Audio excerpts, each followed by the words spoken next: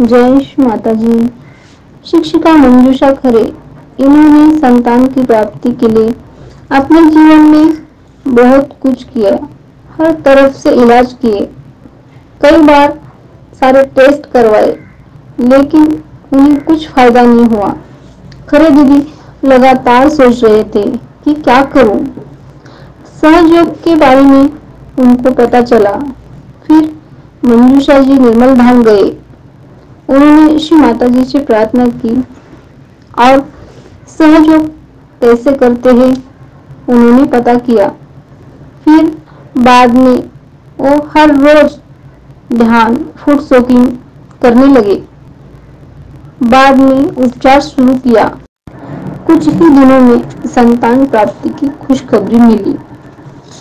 हम सहयोग से सब कुछ पा सकते हैं। उन्होंने ये भी कहा कि जब पति पत्नी दोनों सहयोग करते हैं तो उन्हें इसका लाभ अवश्य मिलता है। आइए उन्हीं से सहयोग के बारे में सुनते हैं। जय श्री माता जी। जय श्री माता जी। मेरा नाम मंजूषा खरे है और मैं शासकीय ज्ञानोदय विद्यालय में शिक्षक हूँ। मैं रीवा मध्य प्रदेश में रहती हूँ और लगभग 15 साल से सहयोग कर रही हूँ। आज आप सबके सामने अपन सहयोग में आने के बाद जो हमारे जीवन की सबसे बड़ी उपलब्धि है, जो सबसे बड़ी खुशी हमारे जीवन में जो आई है, वो आप सबसे शेयर करना चाहते हैं। सहयोग में आने के बाद हमें 18 साल बाद संतान सुख मिला। शादी होने के बाद कई साल तक 18 साल तक लगभग संतान सुख नहीं मिला और हमने बहुत सारे ट्रीटमेंट्स कराए। शुरू में सहयोग तो शादी से पहले से ही कर रहे हैं, लगभग उसी समय से, और हस्बैंड नहीं करते थे, सहयोग करते थे। फिर घर में लेकिन परिवार में फैमिली मेम्बर्स और सास सहयोग नहीं करते थे, तो उतनी ज़्यादा स्टेबिलिटी नहीं थी हालांकि सहयोग में, लेकिन फिर भी धीरे धीरे हम सहज बताते थे। उन लोगों को बताया, इन लोगों को रियलाइजेशन भी दिया, सब कुछ हुआ। पर जब ये संतान सुख नहीं हुआ, कोई भी हमारे इश्यू नहीं हुआ, सबकी इच्छा होती है कि शादी के कुछ साल बाद हमें एक बच्चा हो जाए। तो फिर डॉक्टर्स को दिखाया हमने, कोई प्रॉब्लम नहीं थी। सारे टेस्ट हुए हस्बैंड के, हमारे सब कुछ हुआ, लेकिन कोई भी प्रॉब्लम नहीं आई। फिर भी कभी कंसीव नहीं होता था।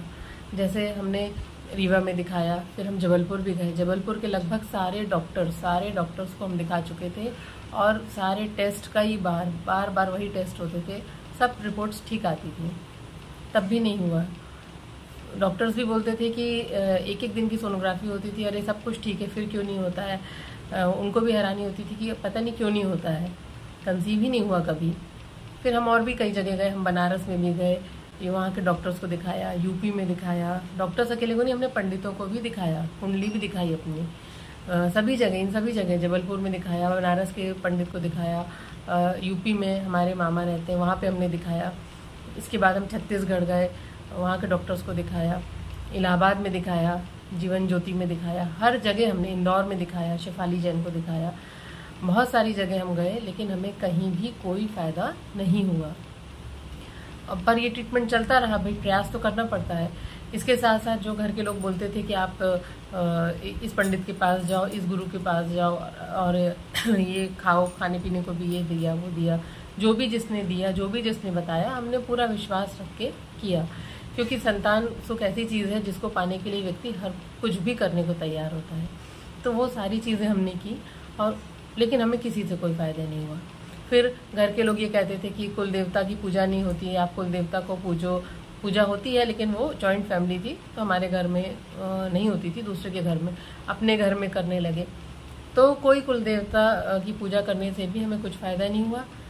फिर हमारे जो फ्रेंड सर्कल हैं, आसपास के लोग हैं, हमारे वेल विशर्स हैं, उन्होंने बोला कि उन्होंने जो भी बताया, यानी उन्होंने हमें दूसरे धर्म के में भी हम गए, कि हमने दरगाह गए, किसी ने बोला आप दरगाह जाओ, दरगाह जाने से शायद ये ठीक हो, आपकी समस्या दूर हो जाए। हम दरगाह गए, हमने रोज़े रखे, और जहाँ पे भी लोगों ने बताया ये बबूत खा लो, इस पेड़ के नीचे चले जाओ, वहाँ चले जाओ, मतलब सब कुछ किया, सारा कुछ किया हमने, जो भी जिसने बताया पूरे विश्वास के साथ किया कि हाँ ये व्यक्ति गया था, चलो इसको 12 साल बाद हुआ है तो हमें भी हो जाएगा।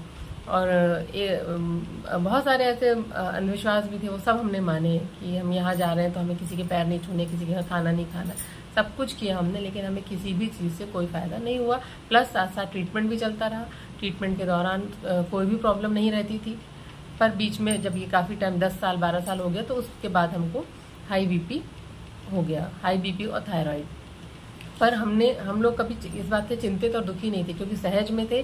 तो ये स्टेबिलिटी और इतना तो श्री माता जी पे विश्वास था कि हम दुखी नहीं होते थे, और ना हम ना हमारे हस्बैंड। थोड़ा सा इनको लगता था, पर ऐसा नहीं लगता था कि नहीं है तो ऐसा है क्यों नहीं है, हाँ नहीं है ठीक है। पर श्री माता जी की जब इच्छा होगी, हमेशा श्री माता जी से हमेशा यही मांगा कि जब आपकी इच्छा हो, आपका आशीर्वाद हो, तभी हमें चाहिए। संतान ही नहीं, जीवन में जो कुछ भी है जब आपकी इच्छा अनुसार होगा वही चीज़ हमें चाहिए, नहीं तो हमें नहीं चाहिए। क्योंकि परमात्मा हमारे से बढ़कर हमारा कोई हितैषी नहीं हो सकता है। वो हमारे लिए भविष्य में क्या हितकर है, आगे हमारे लिए कौन सी चीज़ फायदेमंद है, वो जहाँ तक सोच सकती हैं, उनकी दृष्टि जहाँ तक जाती है वहाँ तक हम नहीं सोच सकते। तो इस बात की जिद हमने कभी नहीं की कि हमें चाहिए ही चाहिए है, हमें चाहिए ही है। ऐसा हमने श्री माता जी से कभी नहीं कहा। बस चाहिए है, लेकिन आपकी इच्छा अनुसार हमें चाहिए, आपके आशीर्वाद सहित चाहिए। ऐसा ही चलता रहा। फिर हमें चाहिए, आपके आशीर्वाद सहित चाहिए। ऐसा ही चलता रहा। फिर हस्बैंड भी सहयोग करने लगे, पर थोड़ा सा इरेगुलर थे। फिर इसके बाद हम लोग 2018 में निर्मल धाम गए, और निर्मल धाम में श्री माता जी की बर्थडे पूजा में गए हम। हस्बैंड हमारे तम्बाकू खाते थे, तो डॉक्टर्स ने छोड़ने को बोला था, नहीं छोड़ते थे। ठीक है, कई लोगों को तम्बाकू खाते हुए भी हो जाता है, वो ये कहते थे कि हाँ बहुत से लोग खाते हैं लेकिन उनके तब भी हो जाता है। ठीक है, हो जाता है, लेकिन तम्बाकू खाने से नुकसान तो है ना, एक व्यसन ही है। तो उसको नॉर्मली संतान सुख के लिए नहीं, हम वैसे ही था कि आप उसको छोड़ दो, लेकिन वो नहीं छोड़ पाते थे। उनकी मम्मी भी कहती थी। तो हमें एक साथ कई फायदे इससे मिले, तो वो नहीं छोड़ते थे। उन्होंने कहा कि नहीं, इससे कुछ नहीं होता है। फिर निर्मल धाम गए हम, वो गए अनमने ढंग से गए। वहाँ पे श्री माता जी की बर्थडे पूजा हम लोग ने अटेंड की। फिर वहाँ पे हमने श्री माता जी से हृदय से क्षमा मांगी कि श्री माता जी, हमसे जो भी गलतियाँ हो गई हैं उसके लिए हमें क्षमा कर दीजिए। सिर्फ क्षमा, और कुछ भी नहीं चाहिए, बस क्षमा ही चाहिए। फिर उसके बाद हम अप्रैल में वाशी गए। वाशी जो है सहज योग का हेल्थ सेंटर है, तो हमने सोचा कि एक ऐसी इच्छा थी कि एक बार हम वाशी जाके देखते हैं। एक लास्ट अटेम्प्ट है, वाशी जाने के बाद हम एक ट्रीटमेंट करवाएंगे। अगर तब हो गया तो ठीक है, नहीं उसके बाद हम कभी नहीं करवाएंगे, कभी भी कोई ट्रीटमेंट नहीं लेंगे। वाशी में 1 हफ्ते हम लोग रुके। वहाँ पे उन्होंने जैसा भी ट्रीटमेंट हमें बतलाया वो हमने फॉलो किया, जैसा ध्यान करवाया। और वाशी जाने के बाद, वाशी जब गए हैं तो वहाँ पे 2 दिन के अंदर इनकी तम्बाकू छूट गई। मतलब वहाँ पे तो ये अलाउड ही नहीं है, पर वो मना करते थे कि आपको नहीं खाना है। वहाँ पे एंटर करने से पहले तक ये खाते थे, पर वहाँ पे गए तो ये विशुद्धि का प्रॉब्लम है। तो आप ये सोचो, आप ये समझो कि ये सहज योग में कितनी शक्ति है। श्री माता जी जो है वो साक्षात परमात्मा स्वरूप ही हैं। जैसे ही वो वहाँ गए हैं 2 दिन के अंदर ही उन्होंने अपने से ही, जो हम 18 साल 15 साल से कह के थक गए कि नहीं इसे छोड़ दो, इससे कितना नुकसान है, ऐसा वैसा हर किसी ने कहा, उनकी मम्मी, उनकी बहन से हर कोई कह रहा था, वो 2 दिन के अंदर छूट गई। और उसके बाद उन्होंने आज तक हाथ नहीं लगाया। तो ये हुआ। उसके बाद फिर हमने वापस आने के बाद वैसा ही ध्यान किया जैसा उन्होंने बताया। 3 महीने तो कंटिन्यू बिल्कुल वैसा ही किया, और उस ध्यान के दौरान हमें कोई भी प्रॉब्लम नहीं हुई। यानी जब आप परमात्मा से कनेक्ट हो जाते हो, परमात्मा के साम्राज्य में या परमात्मा की कृपा हो जाती है, तब फिर वो चीज़ें अपने आप ही स्वतः ही घटित होने लगती हैं। फिर हमने ट्रीटमेंट लिया, जून लास्ट से भोपाल में ट्रीटमेंट शुरू करवाया। उस ट्रीटमेंट में हमें इस बीच में तो हमें बहुत सारी प्रॉब्लम हो गई थी। इस बीच में हमको फाइब्रॉइड हो गया, सिस्ट हो गया, हैवी ब्लीडिंग, हार्मोनल इम्बैलेंस, ये सारी चीज़ें आ चुकी थी। तो डॉक्टर ने यही कहा था कि अब आपके पास ज़्यादा टाइम नहीं है, अब आप 1-2 साल में देख लो, अगर आप हो जाता है तो ठीक है, नहीं तो फिर कोई उम्मीद नहीं है। पंडितों ने तो बोला कि आपकी शादी संतान बाधक है, होगी संतान तो बहुत मुश्किल से होगी, ये सब बोला। उन्होंने हमें बहुत सारे उपाय बताए, वो हमने सब किए। हमने भागवत सुनी, इतने पंडितों को खाना खिलाया, यहाँ दान किया, ये राहु केतु, इसकी पूजा, उसकी पूजा, ये जाप, सब कुछ कराया हमने, लेकिन हमें कोई भी फ़ायदा नहीं हुआ। फिर डॉक्टर्स ने भी बोल दिया कि अब आप जल्दी से करा लो, नहीं तो फिर बहुत सारी प्रॉब्लम फिर नहीं हो सकता है। फिर हमने ये इन प्रॉब्लम्स के सहित, फाइब्रॉइड सिस्ट था हमें, उसके बाद भी हम बाकी जगह गए, इंदौर गए, शिफाली जैन के पास गए, तो उन्होंने बोला कि फाइब्रॉइड है, तो फाइब्रॉइड जो है वो जिस जगह पे था वहीं पे इम्प्लांटेशन होता है जब मतलब कंसीव होता है, तो उस जगह पे वो वैसी जगह पे है कि आप अगर कंसीव करोगे तो मिसकैरेज हो जाएगा या आपको प्रॉब्लम हो सकती है, आप पूरा 9 महीने नहीं कर पाओगे, तो ऑपरेशन करा लो। लेकिन हमें लगता था कि नहीं, हमें फिर उन्होंने हमें कहा ऑपरेशन नहीं कराना है हमें। उन्होंने बोला ऑपरेशन कराने के 3 महीने बाद हम ट्रीटमेंट का सोचेंगे, लेकिन अंदर से एक लगता था कि ऑपरेशन एक बार हो गया तो वैसे ही इतना लेट हो गया और इतनी प्रॉब्लम्स है तो स्वाभाविक यूट्रस वीक हो जाएगा थोड़ा, बॉडी भी उतना स्ट्रांग नहीं थी अब पहले से। तो हमने कहा हम नहीं कराएंगे ऑपरेशन तो हम नहीं कराएंगे।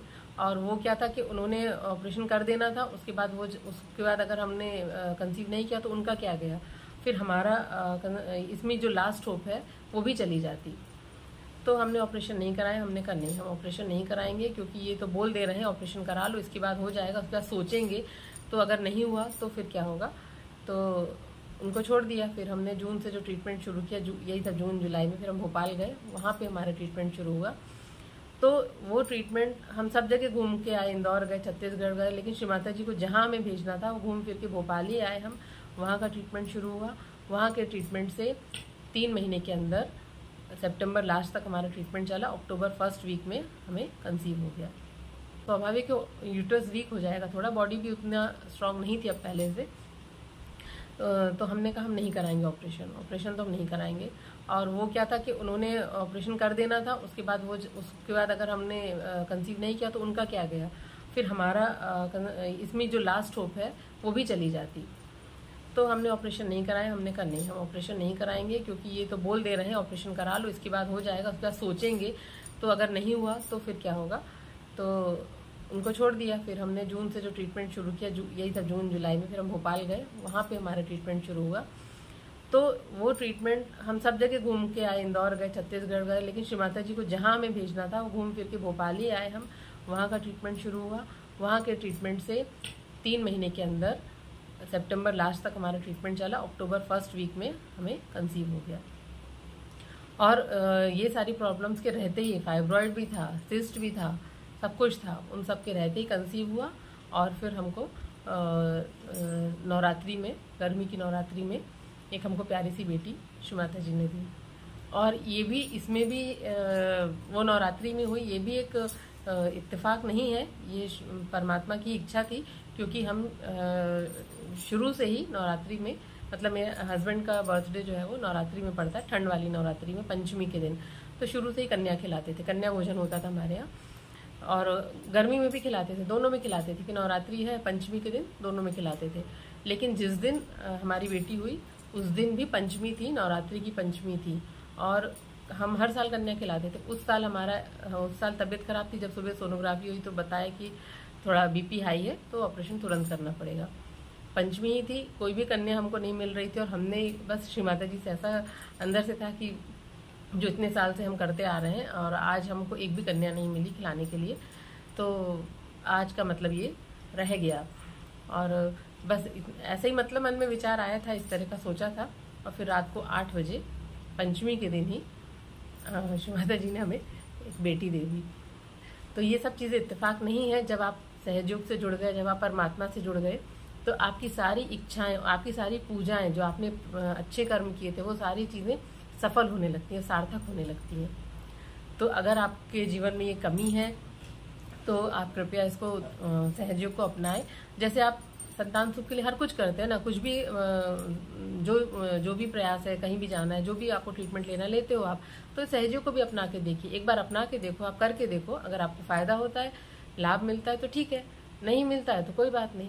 पर संतान सुख के लिए हर कोई हर चीज करता है, और संतान सुख के लिए ही नहीं, ये जीवन के हर क्षेत्र में आप देखोगे। जब ये प्रोसेस हो रही थी, हमारे ट्रीटमेंट चल रहा था, तब हमारे इस ट्रीटमेंट में एक भी परेशानी नहीं आई। ना हमें डॉक्टर से के लिए वेट करना पड़ता था, ना हमें ट्रेन का रिजर्वेशन के लिए वेट करना पड़ता था, लोअर बर्थ हम ऊपर नहीं चढ़, सब कुछ हमको अपने आप मिल जाता था, सब कुछ। जैसे कि वो ऊपर से श्री माता जी या परमात्मा करके भेज रहा है कि नहीं, लो अभी बुलाया, जब बुलाया तब मिल जाता था। तो ये सारी चीज़ें एकदम ऐसे होती थी कि अपने आप ही सब चीज़ें, ये लिखा था कि जैसे होना ही है, और हमने बस प्रयास नहीं किया, इसलिए ये नहीं हो रहा था ये। और सहयोग करना है आपको, हस्बैंड वाइफ दोनों को करना है, तभी आपको संतान सुख मिल सकता है।